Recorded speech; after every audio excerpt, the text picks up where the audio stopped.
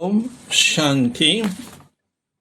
6/6/2026 சனிக்கிழமை. வாணி தரும் வசந்தம். இனிமையான குழந்தைகளே, அமிர்த வேலையின் சமயம் மிக மிக நல்லது.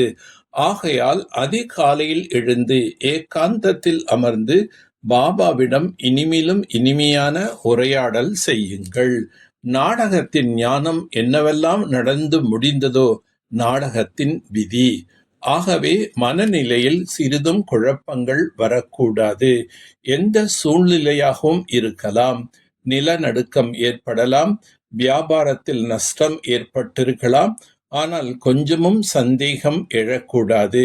இப்படிப்பட்டவரைத்தான் மகாவீர் எனச் சொல்லலாம். நாடகத்தின் சரியான ஞானம் இல்லாவிட்டால் கண்ணீர் வடித்தபடி இருப்பார்கள். நிரந்தர யோகி ஆவதில் நாடகத்தின் ஞானம் மிகவும் உதவி புரிகின்றது.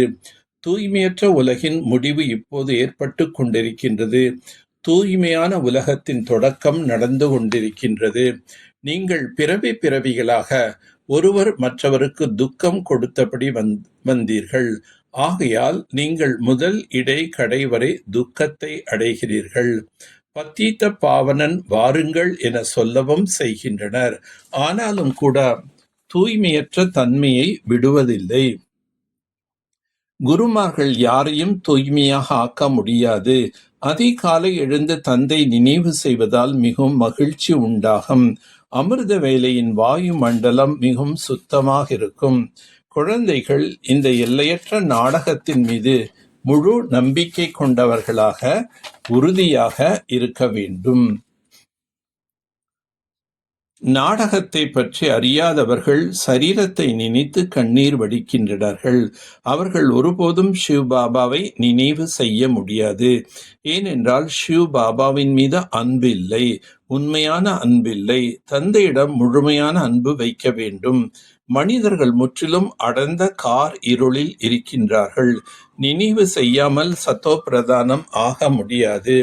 ஸ்ரீமத் படி நம்முடைய அன்பு தந்தையிடம் எந்தளவு உள்ளது என்று பார்க்க வேண்டும். ஓ பதீத்த பாவனா வாருங்கள் என்று நீங்கள் கூக்குரலிட்டபடி இருக்கிறீர்கள். இச்சமயம் நான் வந்திருக்கின்றேன்.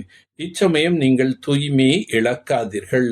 தூய்மையற்றவராக ஆகி சபையில் வந்து அமராதீர்கள்.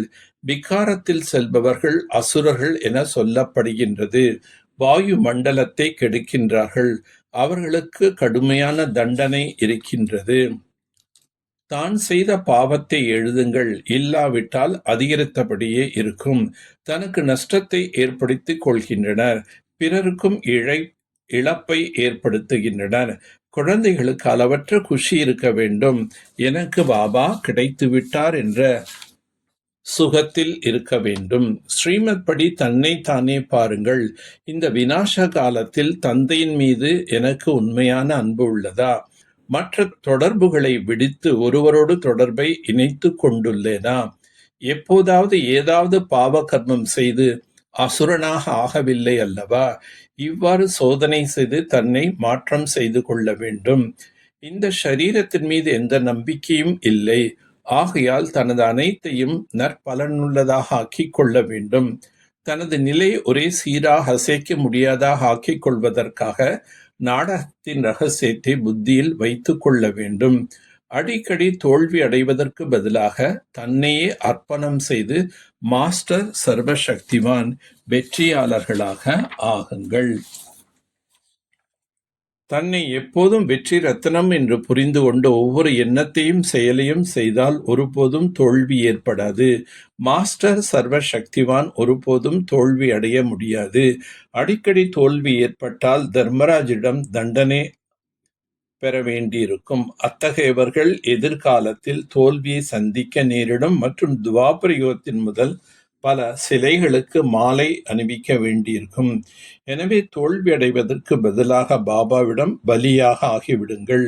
உங்கள் முழுமையான சொரூபத்தை தாரணை செய்வதற்கான உறுதிமொழி எடுத்தால் வெற்றியாளர்களாக ஆகிவிடுவீர்கள். எப்பொழுது என்ற வார்த்தை பலகீனத்தை நிரூபிக்கின்றது. எனவே எப்பொழுது செய்வோம் என்று சொல்லாமல் இப்பொழுதே செய்ய வேண்டும். இந்த எல்லையற்ற நாடக மேடையில் ஒரு விளையாட்டு வீரன், இந்த விளையாட்டு வீரன் என்ற நிலை எப்போதும் மகிழ்ச்சியின் முகத்தோடு இருக்கும். அனுபவத்தை தருகின்றது. உலகத்தினர் எந்த விதமான எப்பேற்பட்ட விஷயங்கள் ஆபத்து என்று கருதுகிறார்களோ அதனை விளையாடுபவர்களும் மற்றும் சாட்சியாக இருந்து விளையாட்டை பார்ப்பவர்களும் ஆபத்தை விளையாட்டாகவே புரிந்து சகிப்புத்தன்மை சக்தியால் ஒரு பொழுதுபோக்காக அனுபவிப்பார்கள். நல்லது. ஓம் சாந்தி, ஓம் சாந்தி, ஓம் சாந்தி.